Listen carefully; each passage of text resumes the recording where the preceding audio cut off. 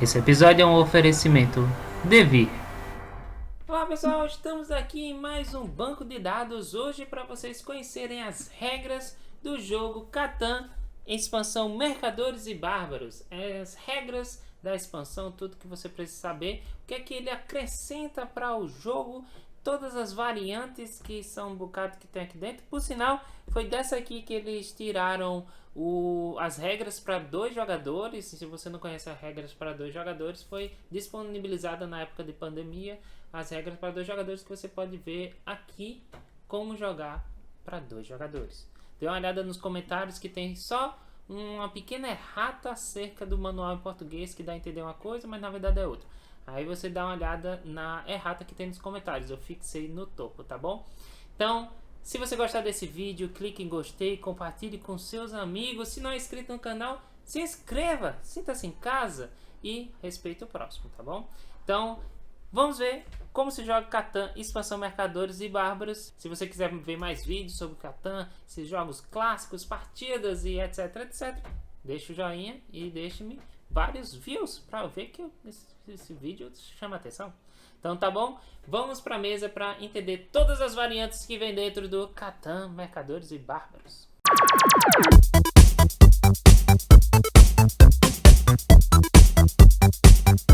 A primeira variante é a mais simples. Ela começa com o ladrão piedoso. O que está acontecendo nas florestas de Catan? Conta-se por aí histórias estranhas sobre o que se passa na Floresta Sombria. Diz-se que Isebold e seus temíveis ladrões desapareceram sem deixar rastro e que um jovem rapaz ocupou seu lugar. O seu nome é Rob de Hood e apenas rouba os viajantes ricos, deixando os pobres em paz. Essa variante só muda a perspectiva dos ladrões para um jogo mais friendly, né? Mais amigável para a família. Então, quando estiver jogando com crianças, que eles só roubam, eles não roubam de pessoas que têm 2 ou menos pontos. Então, como é que se altera as regras quando tem o ladrão piedoso? Após sair o 7 nos dados, ou de se jogar uma carta de cavaleiro, não se pode mover o ladrão para um terreno hexagonal adjacente a uma aldeia de um jogador com 2 pontos de vitórias ou menos. Ou seja, se você for botar aqui, por exemplo, para tampar aqui, mas em um desses locais aqui tiver alguém com aldeia, se tiver a aldeia de alguém que tenha 2 ou menos pontos de vitória, você não pode botar o ladrão aqui. A vida da pessoa já está difícil, né? Então aí o cara tem que procurar outro local para colocar os ladrões. Se não existir um terreno válido para colocar o ladrão, ele permanece no local onde ele está ou ele regressa para o deserto. Se alguém por acaso tiver uma aldeia adjacente ao deserto e esse alguém é alguém que tem 2 ou menos pontos de vitória, não se pode roubar uma carta de matéria-prima dessa pessoa. Porém, contudo, entretanto, todavia, ainda assim, quando o 7 é rolado, todos que tiverem mais de 7 cartas na mão precisam descartar metade das cartas. A outra variante é eventos em Catan. Então nessa variante nós vamos tirar os dados. Não existe mais dados. Então para quem reclamava dos dados, que não teve sorte, que não tem sorte nos dados, enfim, você vai remover esses dados e vai ter essas cartas aqui de evento que vão substituir os dados. Então, e aí como funciona o jogo? Com essa variante, você vai tirar essa carta de evento e vai tirar a carta de véspera de ano novo. E aí próximo ao jogo, vamos dizer aqui embaixo assim, você vai embaralhar as 35 cartas restantes, na verdade 36 cartas restantes. Você vai remover 5, ou seja, sempre vai ter 5 fora das cartas, né? Para você não saber exatamente quais são as cartas que vão sair. Você vai pegar a carta de véspera de ano novo e botar em cima. Então ela tem dizendo o quê? Embaralha-se todas as cartas, exceto esta. Coloque 5 cartas viradas para baixo, com esta em cima. As 31 cartas restantes são colocadas viradas para baixo, em cima desta. Tire-se uma nova carta de evento. Então, coloque aqui. e as restantes ficam em cima. Então, no momento onde você iria jogar os dados, você vai puxar uma carta de evento de Catan. Nas cartas, elas vão indicar quais locais irão produzir, e em 11 cartas em específico existem eventos diferenciados que vão ser desencadeados quando a pessoa puxa a carta. Então a pessoa puxa a carta, ela tira um 8, ó. E o que é que está dizendo? Os colonos são trabalhadores e Catan prospera. Nada acontece. Então todos os locais com 8, eles produzem. E aí você continua seu turno normalmente.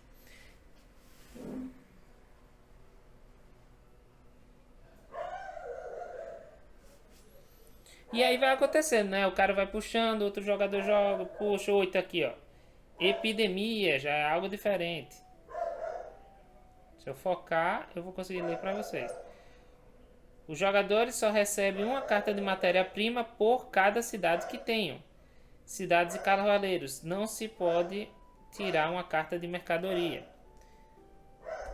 Então, nesse caso aqui já tem um evento. E aí já vai deixando mais temático o jogo. Nesse caso, as cidades elas dão 2 matérias-primas. E por causa desse evento, você só vai nas cidades que estão nas partes de número 8. Só vai gerar uma matéria-prima. E aí tem várias outras coisas. Aí você puxa 10, nada acontece. Aí você vai outro. 10, nada acontece. E vai. E isso quer dizer que você vai jogando 31 turnos rolando dados, né? Nada acontece, que é o número 9. Também nada acontece.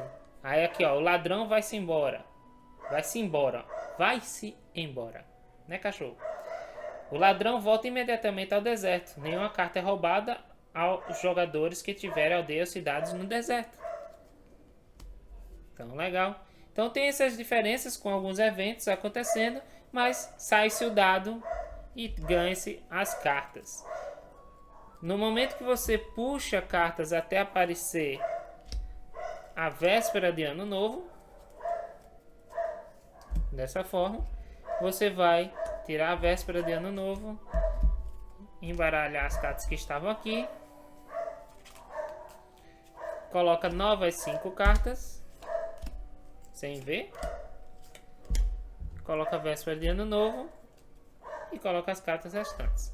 E assim que tem a variante Eventos em Catan. Essas variantes podem ser combinadas com outras variantes do jogo e dependendo da expansão que você esteja utilizando, talvez precisa fazer algumas mudanças, né? A próxima variante dá maior importância para os portos. Então ela adiciona, o capitão do porto. Ela adiciona essa carta aqui. 2 pontos de vitória, se você conseguir ler.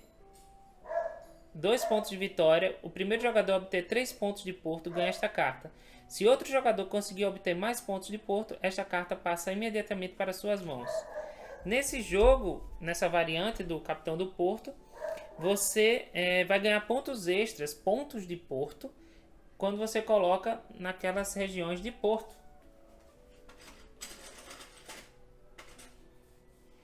Se o jogador tiver uma aldeia em um dos portos, além do 1 ponto normal da aldeia, ele vai ganhar 1 ponto de porto. Se ele tiver uma cidade no porto, além dos 2 pontos da cidade, ele vai ganhar 2 pontos de porto. Nota que os pontos de porto são diferentes dos pontos de vitória, certo? Esses pontos de porto servem apenas para você disputar pela carta do capitão do porto, que realmente vai lhe dar 2 pontos de vitória. Então, quando você adiciona essa variante, o jogo termina quando alguém no seu próprio turno fizer 11 pontos de vitória, não 10. 11 pontos de vitória. Os portos são bem importantes, essa variante só dá uma importância ainda maior para eles, que é gerar pontos extras, né? Conseguir essa cartinha de pontos extras. A expansão Mercadores e Bárbaros foi a original para entregar as regras para 2 jogadores. Então, se vocês quiserem saber as regras para 2 jogadores, só ver nosso vídeo com as regrinhas e a partida completa com 2 jogadores. A diferença é que ele vai lhe entregar os marcadores que antes usava fichinhas de ouro, e aqui é um comérciozinho, né? Um acordozinho que as pessoas fazem. A gente usou pecinhas de War, né, amarelo. E aqui agora a gente tem um marcador oficial para aqueles marcadores de troca, né? Na verdade se chama fichas de comércio. Ficha de comércio. Essas são as variantes apresentadas na expansão Catan Mercadores e Bárbaros. Ele também apresenta a campanha do jogo, que são 5 cenários diferentes, e esses cenários vão acrescentando regras cada vez mais complicadas para dar um refresh, né, de regras diferentonas para o jogo básico do Catan. Então eles começam com a mais fácil, que são os pescadores de Catan, e vai para até mais difícil, mercadores e bárbaros, e é uma campanha que você segue à medida que você vai se acostumando com as regras e vai criando regras mais complexas. A primeira parte da campanha é pescadores de Catan. Você vai acrescentar essas fichas de cardumes e o lago. O lago, ele substitui o deserto e ele pode ser posicionado em qualquer lugar na hora de baralhar, né? E cadê o lago? E o lago fica aqui assim. Aí você coloca as peças de cardume em cada canto das molduras dos cantos, né? Onde não tem um porto. Então coloca aqui. Nessa aqui. Aqui. Essa aqui é aqui. Essa aqui é aqui.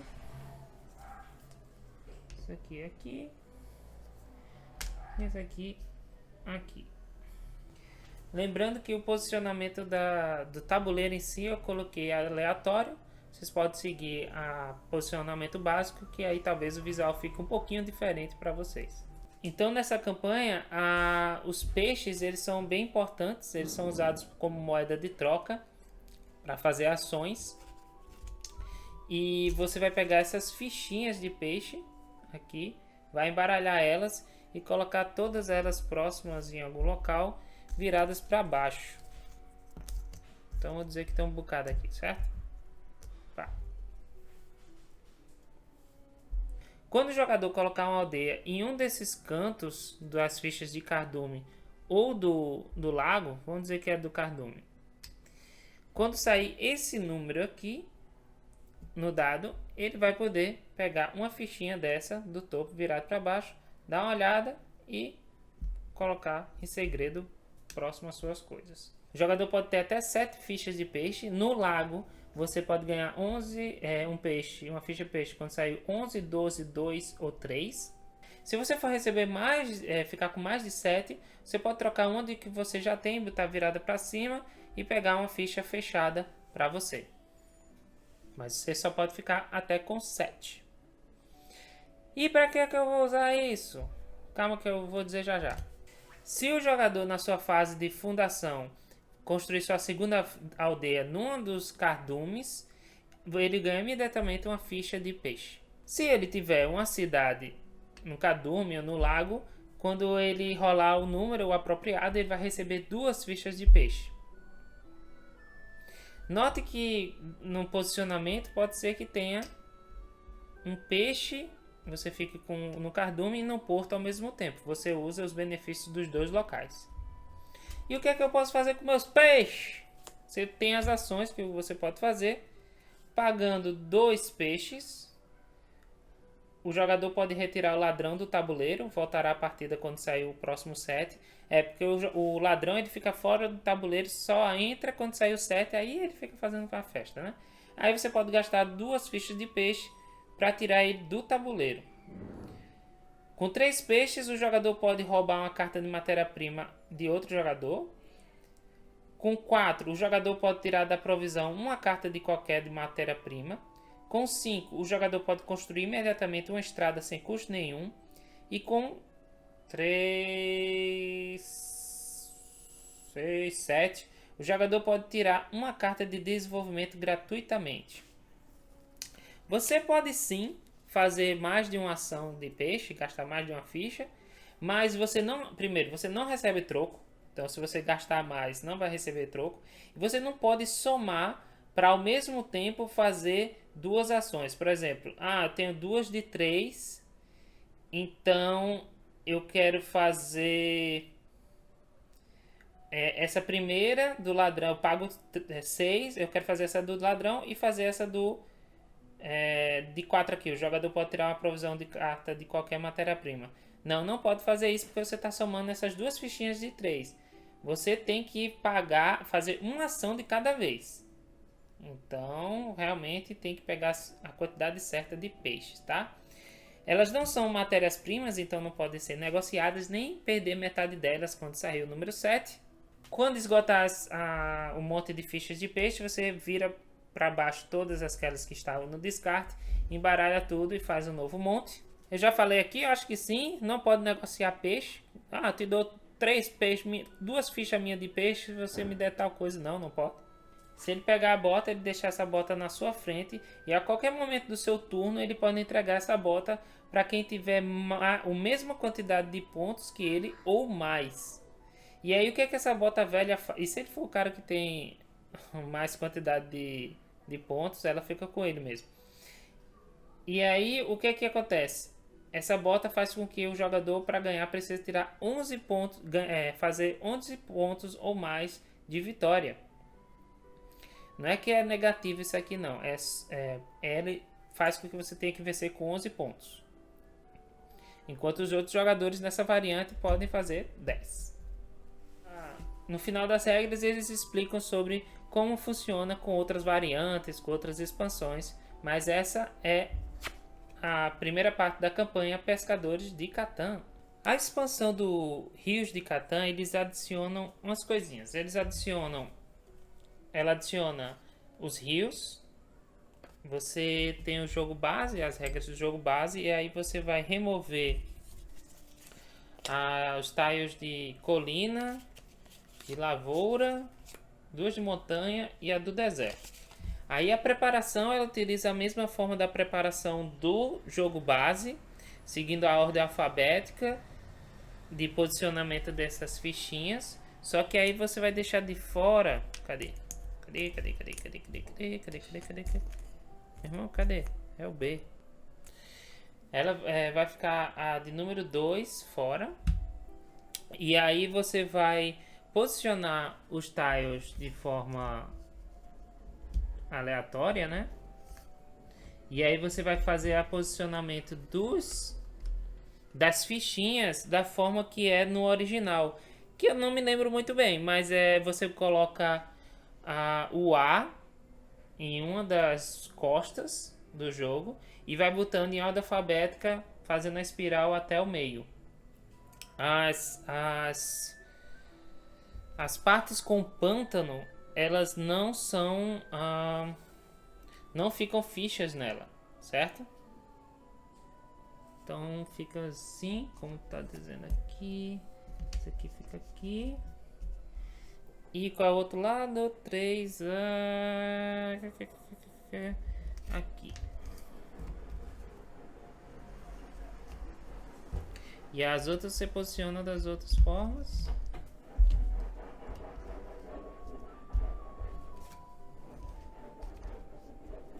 Aí, quando você posicionar, a ficha de número 2 vai ficar junto com a ficha de número 12, no local onde ficou com a de número 12. E aí, esse local vai ter essas duas fichinhas. O ladrão ele vai ser posicionado em uma das fichas de pântano.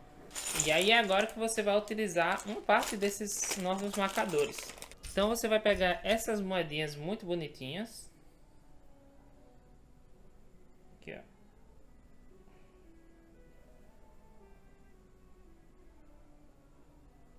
Pronto. E tem a moeda grande também, ó. Então essas moedas de ouro são as de 1 e as grandes são as de 5.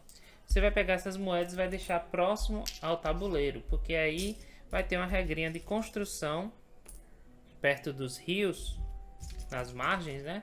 Que é como se você estivesse procurando por ouro, essas coisas. E aí fica ao alcance de todos. Vamos também ter essas fichas de colono pobre, que dá menos 2 pontos de vitória, e a de colono mais rico, que é mais 1 ponto de vitória. Então a gente vai tentar ficar rico. O pessoal também vai receber, cada um deles, 3 pontes da sua cor. Essas pontezinhas aqui, que tem seus locais apropriados para serem construídas, que são nesses pontilhados.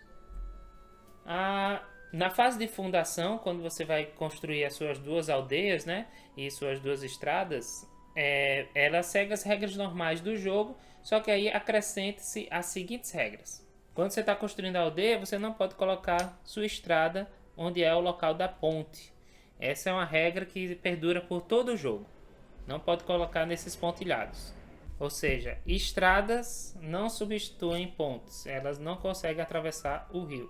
O jogador recebe uma moeda de ouro para cada aldeia que ele constrói às margens do rio e para cada estrada que ele constrói nas margens do rio. Só que nessa fase de fundação você não pode ter mais de que 4 moedas. E aí nesse momento já acontece a treta, porque depois que todo mundo posicionar suas aldeias e estradas, eles vão ver quem é o jogador mais rico e o jogador mais pobre.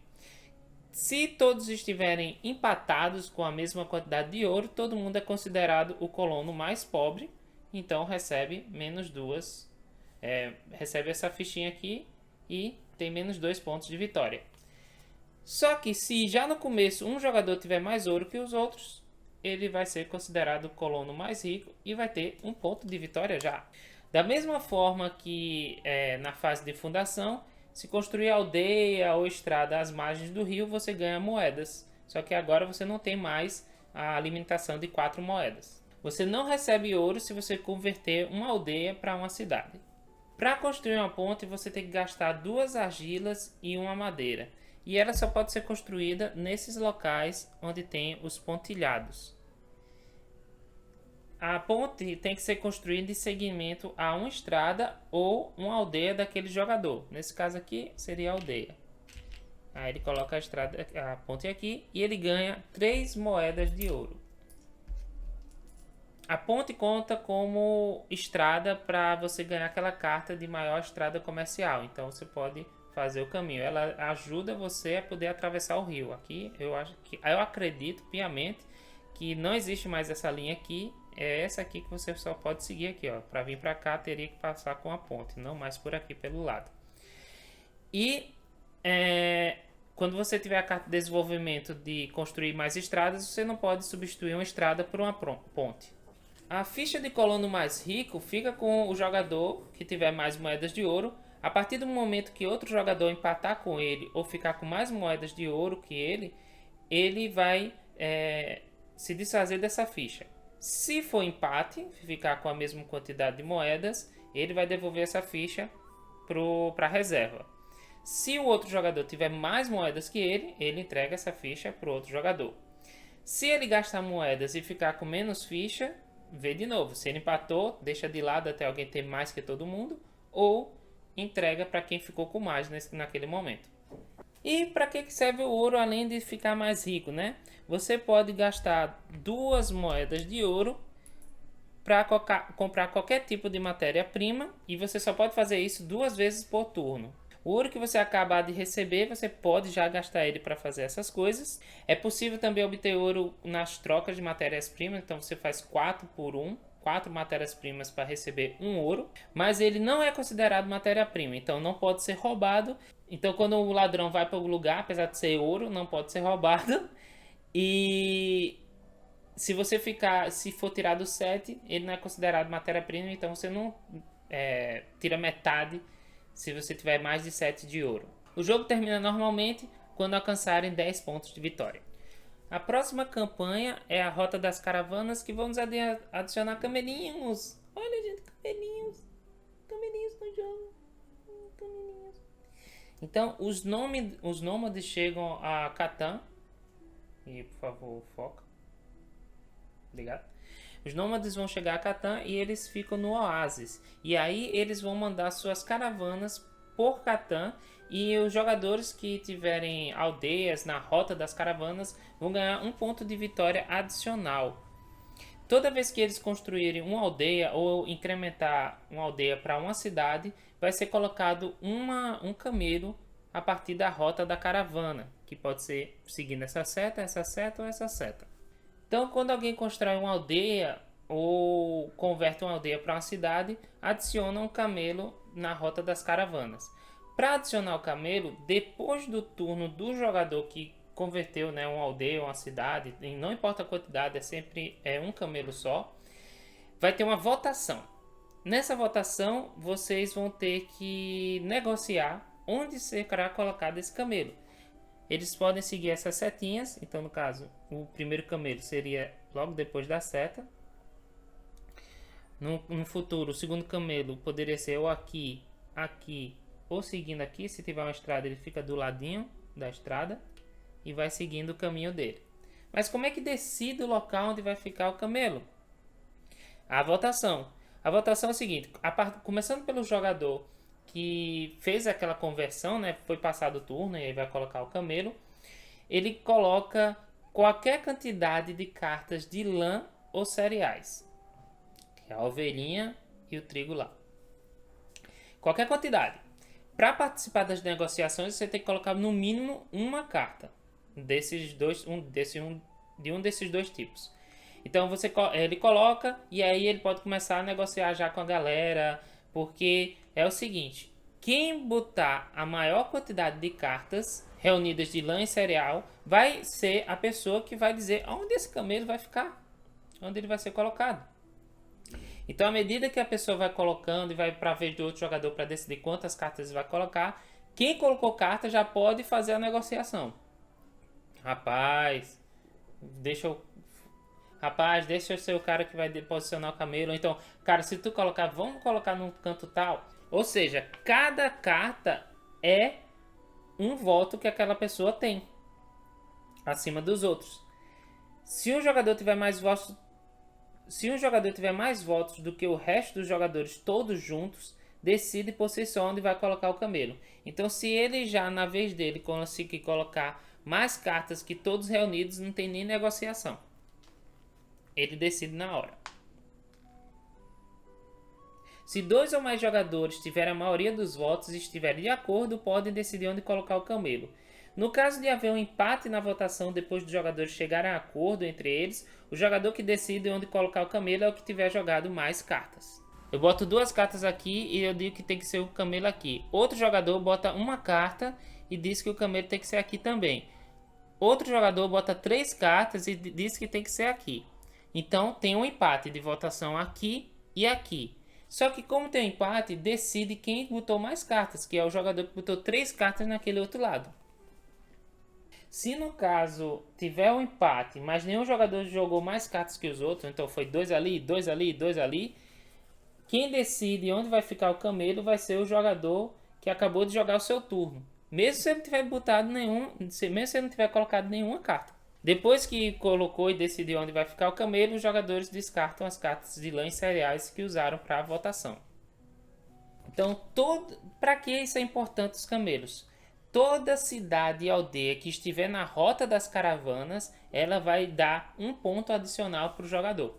Se já não houver nenhum caminho possível para adicionar um camelo à rota de caravanas, essa rota considera-se finalizada. Se a provisão de camelo chegar ao fim, as 3 rotas de caravanas são consideradas finalizadas. Se tiver um camelinho e tem espaço para botar uma estrada, não tem problema. Você pode botar uma estrada aqui, é só afastar o camelinho e botar a estrada aqui. Eles não impedem de colocar a estrada, tanto é que eles gostam de andar na estrada. Na verdade na areia, né? Mas se houver 2 rotas de caravanas numa encruzilhada, o próximo camelo que se coloque vai fundi-las e elas tornar-se-ão uma única rota de caravanas. Então, se por acaso, vamos lá, tá aqui essa rotinha aqui, ó. Ei, peraí. Tá aqui. Ah, esse cara tá vindo pra cá. Pra cá. E pra cá. Essas são 2 rotas de caravanas ainda. Só que aí, se por acaso colocarem esse camelo aqui, essa rota se torna em uma única rota de caravana. No começo não é possível você colocar um camelo aqui nessa rota de oásis, porque quando eles saem do ponto de origem, eles têm que seguir em linha reta. Mas dá para você fazer a volta com os camelos sem problema nenhum. Desse jeito aqui, o vermelho ainda não está na rota de caravana. Para você ser considerado sua aldeia como parte da rota da caravana ou sua cidade, ela tem que estar entre duas aldeias. Ela tem que estar entre dois camelos. E aí ela tem um ponto de vitória adicional. Outra vantagem dos camelos é que eles dobram o valor da estrada. Ou seja, uma estrada que esteja do lado do camelo, ela vai contar como duas ao invés de uma. Então, eles beneficiam você para conquistar a maior estrada comercial. Porque a maior estrada comercial você só ganha ela com o primeiro jogador que tiver 5 estradas consecutivas. Ninguém viu nada, né? 5 estradas consecutivas. E aí essa estrada comercial, com os camelos, ela permite que você possa, com menos de 5 estradas físicas, chegar a 5 se os camelos fizerem a soma das estradas chegar a 5. Então, se você tiver... Vamos lá, matemática. Se eu tiver 3 estradas e 2 delas estiver com camelos, eu já sou considerado a maior estrada comercial, porque eu tenho ao todo 5 estradas. Nessa campanha das caravanas, o jogo termina quando alguém atingir 12 pontos de vitória. Eu acho que esse vídeo já está bem longo, eu explicando as variantes e as regras das primeiras 4 campanhas. Ficou faltando explicar para vocês a do ataque dos bárbaros e a dos mercadores e bárbaros. Essas são um pouquinho mais complicadas, então para não deixar o vídeo muito cansativo, muito longo, eu vou deixar elas para outro vídeo, caso este vídeo tenha views e curtidas o suficiente para mostrar para vocês que vocês estão interessados em saber como é que funciona essas duas outras partes da campanha.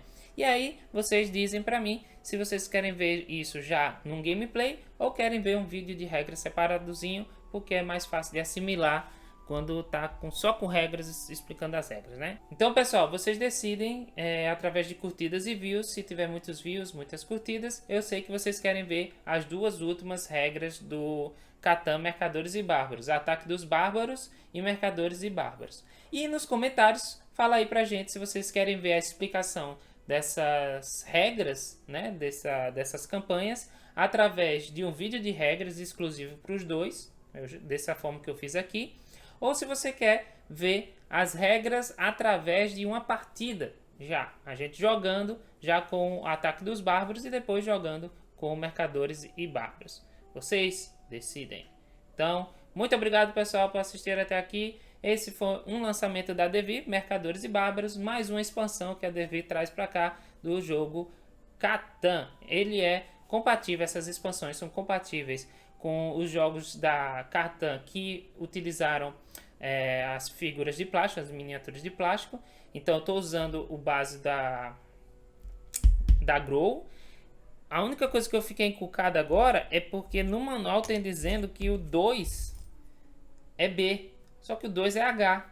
Então será que os versos das letras do alfabeto aqui estão tudo diferente da Grow com a da Devir? Se alguém souber disso, por favor, fala aí pra gente. E no manual vem dizendo todos os tipos de... Não todos, né? Mas assim, eles mencionam em que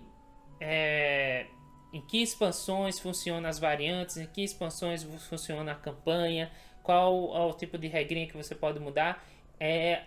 Muitas variáveis que adicionam, então não dá para colocar tudo no mesmo manual, mas eles falam no manual que na www.catan.com.br eles vão alimentando lá o site com todas as possibilidades de variantes. Tipo, se eu botar tal com navegantes, cidades, cavaleiros, com o campanha da caravana, tal, o que é que eu tenho que fazer? Aí talvez já esteja lá, sempre ficar por dentro se você fizer essa mistureba de expansões, tá bom?